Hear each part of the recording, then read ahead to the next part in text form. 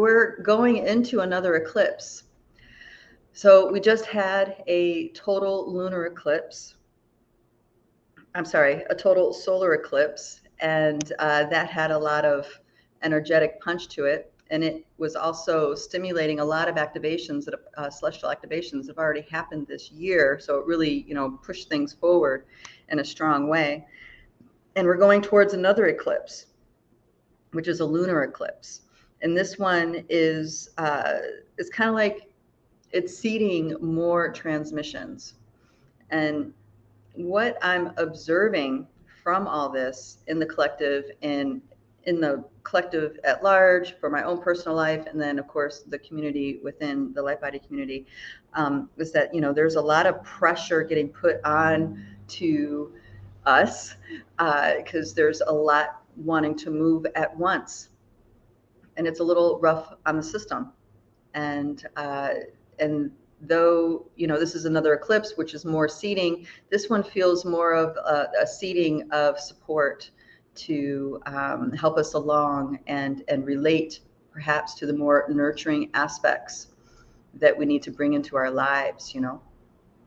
So there's also something else coming up, and it's coming up tonight, and this is something that that isn't talked about. I heard this from an email that I got from a community of elders from Colombia, and they're talking about a very special eclipse, or not eclipse, a very special meteor shower happening tonight. And when I was tuning into this, it felt like this meteor shower is bringing gifts of soft, peaceful, awakening light, kind of like a gentle dawn. And this is the also the same time that the Orion and the Draconid comets are active, or meteor showers are active.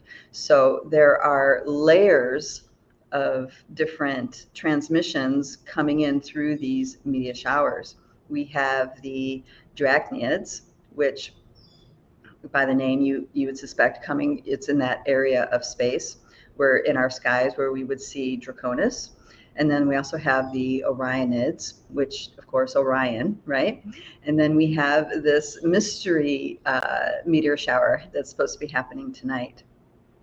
But when you look in the grand scheme of the kinds of changes that are happening in order for us to step into the where we're evolving into what a lot of people in the spiritual community call New Earth,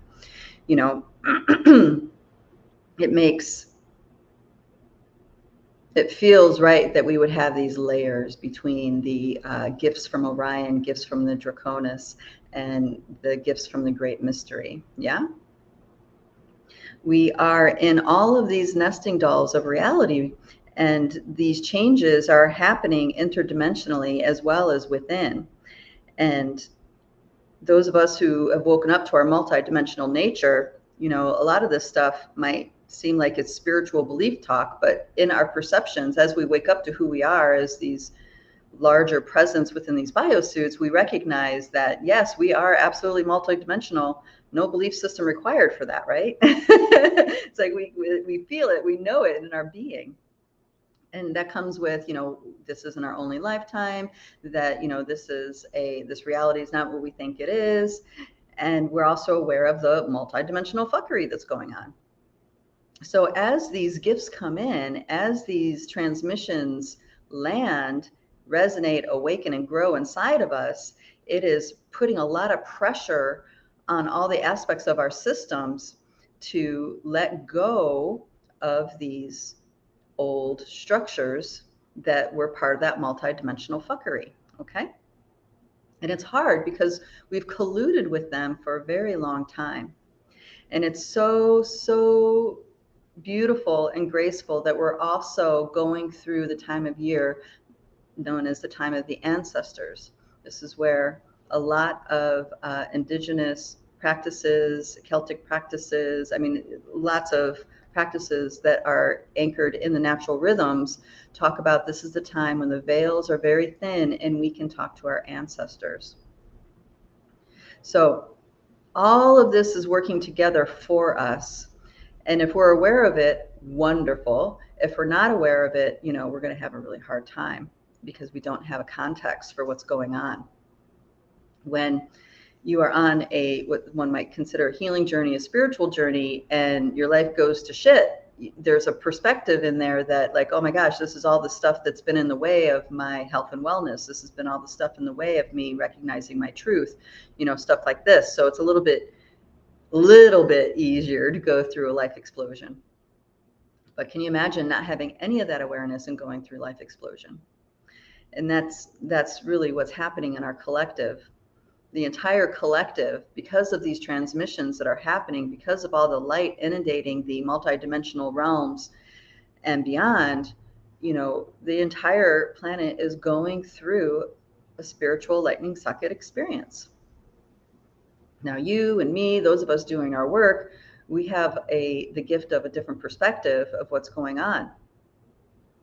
There was a post a dear friend put on yesterday. She's nomad like I am. Her and her wife are nomads, and wonderful couple, very, very adventurous. And they're making their trek to Mexico, where they spend the winters. And there was a post in there about going 28, I think it was 28 days. It might have been less, but a long period of time without electricity and water. And the comment was, can you imagine living life like that? And my first thought was, well, when you do it willingly, yeah, it's a lot easier than when you're doing it unwillingly. Right? But that same sentiment goes into this arena too. When we're willingly stepping into doing this work, peeling back the layers, peeling back our blind spots and journeying into them, when very uncomfortable, painful things happen, we have a much different context to process these things than the larger collective. The great thing is that we are in a collective. We're part of a collective ocean, and what we do, how we be, how we walk these